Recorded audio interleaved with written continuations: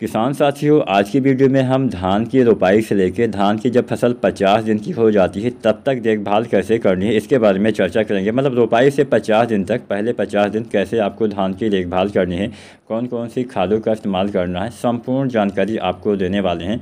तो चैनल पे अगर नए हैं, अभी तक आपने सब्सक्राइब नहीं किया तो सबसे पहले चैनल सब्सक्राइब करिए।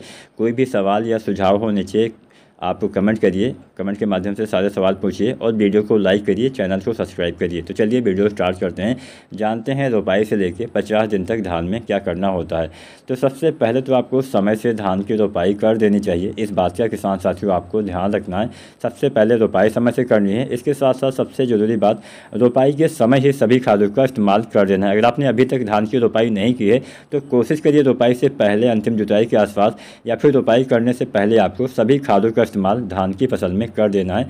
अगर आप डीएपी डालते हैं तो यहाँ पे लगभग आपको किसान साथियों 30 से 35 केजी जो है वो डीएपी खाद का इस्तेमाल धान की फसल में किसान भाइयों करना होता है। अब यहाँ पे ध्यान ये रखना है कि जो हमारी किस्में थोड़ा सा जल्दी तैयार होती हैं वहाँ पे आपको 30 केजी, और जो किस्में थोड़ा सा देर में तैयार होती हैं वहाँ पे 40 केजी आपको धान की फसल में डीएपी डालना होता है, रोपाई के समय ही डालना होता है। इसके साथ साथ आप चाहे तो इसी समय यूरिया भी डाल सकते हैं। तो यहाँ पे 15 से 20 केजी आप यूरिया डाल सकते हैं। जो किस्में जल्दी तैयार हो जाती हैं वहाँ पे 15-16 केजी, और देर से तैयार होने वाली किस्मों में 20 केजी आपको यूरिया डालना चाहिए। अब आप यूरिया या तो रोपाई के समय भी डाल सकते हैं या फिर रोपाई के 1 सप्ताह के अंदर भी किसान साथी धान की फसल में आप इस्तेमाल कर सकते हैं। इस बात का ध्यान रखें। यहाँ पे यूरिया किसान साथियों आपको कुल मिलाकर धान की फसल में 3 बार इस्तेमाल करना होता है। पहली बार धान की रोपाई के समय या फिर रोपाई के 1 सप्ताह के अंदर, दूसरी बार धान की रोपाई के लगभग 25 दिन पे, और तीसरी बार लगभग 40 से 45 दिन पे आपको यूरिया धान की फसल में प्रयोग करना होता है। तो पहली बार आपको यूरिया लगभग 15-20 केजी डालना है रोपाई के समय, दूसरी बार आपको यूरिया 25 दिन पे लगभग 30 से 40 केजी डालना है, और तीसरी बार भी आपको यूरिया 40 से 45 दिन पे लगभग 30 से 40 केजी आपको यूरिया इस्तेमाल करना होता है। अब हम बात कर लेते हैं पोटास की। किसान साथियों, पोटास खाद का भी इस्तेमाल धान में आपको करना पड़ता है। तो यहाँ पे पोटास जो है वो अपने किस्म के हिसाब से मात्रा आपको कम ज़्यादा कर लेना है। जो किस्में थोड़ा जल्दी तैयार हो जाती हैं वहाँ पे 30 केजी पोटास डालिए। जो किस्में थोड़ा सा देर में तैयार होती हैं वहाँ पे 40 केजी आप एमओपी पोटास का इस्तेमाल करिए। तो यहाँ पे मान लीजिए पोटास आपको एक बार नहीं डालना, इस बात का भी ध्यान रखना है। पोटास का भी इस्तेमाल धान में 2 बार करना चाहिए। पहली बार धान की रोपाई के समय आपको पोटास डाल देना है, और दूसरी बार आप धान की रोपाई के 40 या 45 दिन पे पोटास डालिएगा। आप चाहें तो पोटास की संपूर्ण मात्रा धान की रोपाई के समय भी डाल सकते हैं। तो यहाँ पे जैसे आपको 30 केजी कम दिन वाली वैरायटी में पोटास डालना है तो आप 15 केजी रोपाई के समय डाल दीजिए या फिर रोपाई के 2-4 दिन के अंदर डाल दीजिए, और 15 केजी आप धान की रोपाई के 40-45 दिन पे डाल दीजिए। वहीं देर से तैयार होने वाली धान की किस्मों में आप एमओपी पोटास डालेंगे 40 केजी, तो 20 केजी आपको धान की रोपाई के समय या फिर रोपाई के 2 से 3 दिन के अंदर डाल दीजिए, और 20 केजी आपको 40 से 45 दिन पे डालना होता है। तो यहाँ पे हमने डीएपी बता दिया, आपको यूरिया बता दिया, पोटास बता दिया। अब बारी आती है जिंक। धान की फसल में जिंक खाद का भी इस्तेमाल किसान भाइयों आपको करना चाहिए। अगर आप चाहते हैं धान में बढ़िया और अच्छा उत्पादन मिले तो जिंक का इस्तेमाल अवश्य करिएगा। अब जिंक को किसान साथियों धान की फसल में आप 2 तरह से डाल सकते हैं। पहला और सबसे आसान तरीका होता है मिट्टी में प्रयोग करना। दूसरा तरीका होता है इसका स्प्रे करना, मतलब अपनी खड़ी फसल में इसका छिड़काव करना, फोलियर स्प्रे करना। तो यहाँ पे दोनों तरीके आप अपना सकते हैं। मान लीजिए आपके धान की फसल में जिंक की कमी के लक्षण दिखाई देते हैं तो आपको स्प्रे ही करना चाहिए, क्योंकि इसका असर काफ़ी जल्दी होता है। और कमी के लक्षण दिखाई ना दें तो आपको मिट्टी में ही प्रयोग कर देना चाहिए। थोड़ा सा आसान भी होता है और इसका असर लंबे समय तक रहता है। तो अगर आप स्प्रे करते हैं तो आपको 2 बार करना पड़ेगा, वही मिट्टी में प्रयोग करते हैं तो केवल 1 बार में भी काम चल जाएगा, 1 बार में ही काम चल जाएगा। तो चलिए जानते हैं कितनी मात्रा में जिंक और कब डालना चाहिए। समय यहाँ पे जिंक का काफ़ी महत्वपूर्ण होता है। कभी भी धान की रोपाई के समय आपको जिंक नहीं डालना है।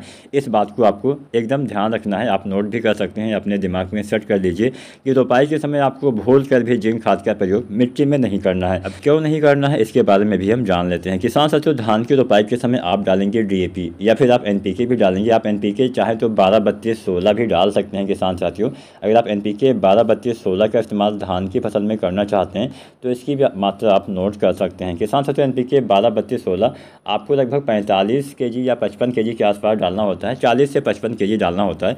तो 40-45 केजी कम दिन वाली किस्मों में और 50-55 केजी आपको थोड़ा सा देर में तैयार होने वाली किस्मों में आपको जो है वो आपको NPK 12-32-16 डालना होता है। अगर आप NPK 12-32-16 का इस्तेमाल करते हैं तो यहाँ पे जो पोटाश डालेंगे थोड़ी सी मात्रा कम हो जाएगी। तो यहाँ पे जो आप रोपाई के समय पोटाश डालने वाले थे उसका इस्तेमाल नहीं करना है, बस आपको अंतिम वाला पोटाश जो हमने बताया था 40-45 दिन पे डालना है, उसका इस्तेमाल करिए। अगर आप NPK 12-32-16 डालते हैं तो यहाँ पर आपको यूरिया उतनी ही मात्रा में डालना है जितनी मैंने आपको बताया था DAP के साथ में।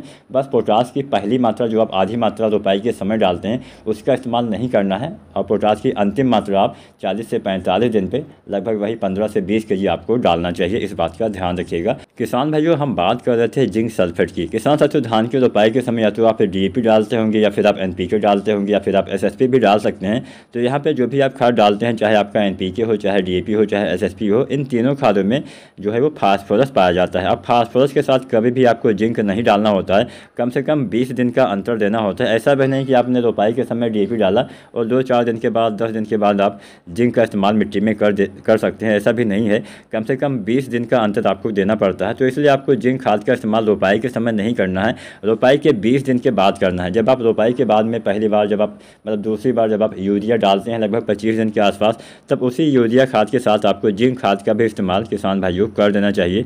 तो यहाँ पर जो जिंक सल्फेट आती है 33% वाली, इसकी 5 kg मात्रा या फिर 21% वाले जिंक की 7 से 8 kg मात्रा आपको जो है वो इस्तेमाल कर देना है। यूरिया और जिंक आप एक साथ आसानी से प्रयोग कर सकते हैं। आप चाहें तो सल्फर भी डाल सकते हैं। जो सल्फर आता है 90% वाला, लगभग 3 kg अगर आप इस्तेमाल करते हैं तो इसके इस्तेमाल से पौधे में हरापन आता है, अच्छे कल्ले आते हैं। आप जो नाइट्रोजन डालते हैं अर्थात जो आप यूरिया डालते हैं, काफ़ी अच्छी मात्रा में आपके पौधे ग्रहण कर पाते हैं। तो अगर आपका थोड़ा सा भी बजट है, अलाउ करता है, तो आप सल्फर का भी इस्तेमाल धान में लगभग 3 kg 90% वाला डाल सकते हैं।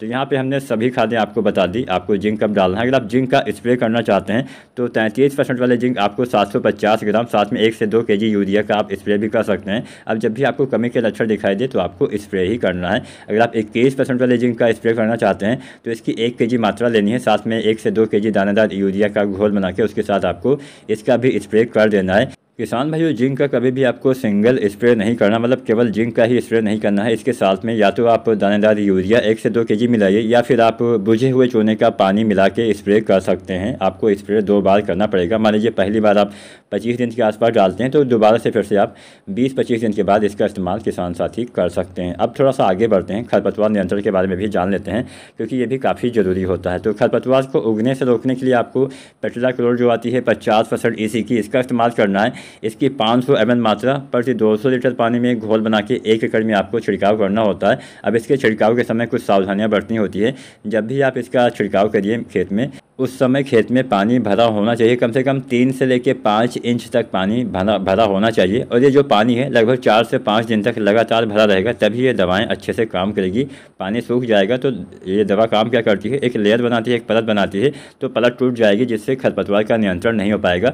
तो इसका इस्तेमाल आपको धान की रोपाई के 2 से 5 दिन के अंदर करना होता है, और 3 से 5 इंच तक पानी 4 से 5 दिन तक लगातार भरा रहे, तभी ये दवा अच्छे से काम कर पाएगी। मान लीजिए बाई चांस खरपतवार जम आए हैं, तो उसके बाद में आपको जब खरपतवार 2 से 5 पत्तियों के हो जाएं, तो इस अवस्था में आपको बिस्पायरी बैग सोडियम जो आता है 10% SC में, इसका इस्तेमाल करना है। इसकी 80 ml मात्रा प्रति 200 लीटर पानी में घोल बना के इसका छिड़काव करना होता है। यहाँ पे हमने जितनी भी खाद की मात्रा बताई है या फिर दवाओं की मात्रा बताई है वो प्रति एकड़ तक आपको बताई है। अब जब भी आप जो है बिस्पायरी बैग सोडियम का इस्तेमाल करिए, जो खरपतवार उगने के बाद हम इसका नियंत्रण करते हैं, 2 से 5 पत्तियों वाले खरपतवार का नियंत्रण करते हैं, तो उस समय खेत में पानी भरा ना रहे, इस बात का ध्यान रखिएगा। बस खेत में पर्याप्त मात्रा में नमी होनी चाहिए, तभी ये दवा काम करेगी। मान लीजिए पानी भरा रहता है तो क्या होता है कि कुछ खरपतवार पानी के नीचे रह जाते हैं, जिससे इसके ऊपर इसका छिड़काव दवा का नहीं हो पाता है, जिससे खरपतवार का जमाव आसानी से हो पाता है, मतलब खरपतवार नहीं सूखते हैं। इस बात का ध्यान रखना। लेकिन अगर नमी ना हो तो पहले सिंचाई करनी, उसके बाद ही इसका इस्तेमाल करना है। अब हम बात कर लेते हैं सागरिका और NPK की।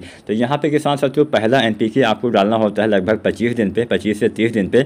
NPK 19-19-19 का इस्तेमाल करिए, बहुत ही अच्छा लाभ आपको दिखाई देगा। 1 से 1.5 kg आप डालिए। अब इसके साथ में आपको डालना है सागरिका लिक्विड, जो सागरिका तरल रूप में आती है।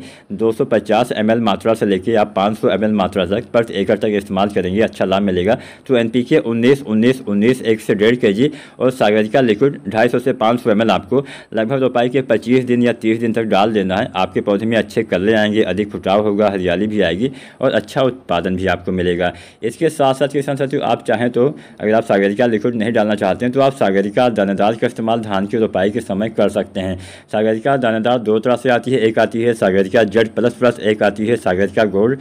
दोनों में से कोई एक का इस्तेमाल आपको करना है धान की रोपाई के समय। जब आप DAP या फिर NPK डालते हैं उसी खाद के साथ सागरिका दानेदार भी आपको डाल देनी है। और इसकी आपको चाहे सागरिका Z++ हो चाहे हो सागरिका गोल्ड, लगभग आपको 10 kg मात्रा पर एकड़ तक आपको इस्तेमाल करना है। रोपाई के समय डाल सकते हैं। मान लीजिए रोपाई कर चुके हैं तो रोपाई के 1 सप्ताह या फिर 10 दिन के अंदर आप इस्तेमाल कर सकते हैं। अगर 10 दिन से ज़्यादा समय हो गया है तो आपको इसका इस्तेमाल नहीं करना, तब आप सागरिका लिक्विड का ही इस्तेमाल करेंगे तो भी अच्छा काम मिलेगा, मतलब अच्छा काम करेगा। और जब भी आप किसी भी खाद का इस्तेमाल करें उस समय खेत में पर्याप्त मात्रा में नमी होनी चाहिए। तो यहाँ पे हमने 50 दिन तक क्या क्या आपको करना है संपूर्ण बातें आपको बता दी। अब आगे आने वाले दिनों में 50 दिन के बाद क्या करना चाहिए इसके बारे में हम आपसे चर्चा करेंगे। वीडियो पसंद आई तो लाइक करें। कोई भी सवाल हो, कुछ भी आपको पसंद ना आया हो, कुछ भी कमी रह गई हो वीडियो में, तो नीचे कमेंट करके हमें अवश्य बताएं, हम उस कमी के ऊपर सुधार करेंगे। तो चैनल को सब्सक्राइब करते रहिए जिससे आपको मेरी वीडियो आसानी से मिलती रहे। चैनल सब्सक्राइब करें, बेल आइकन दबाएं और वीडियो को लाइक करें। धन्यवाद।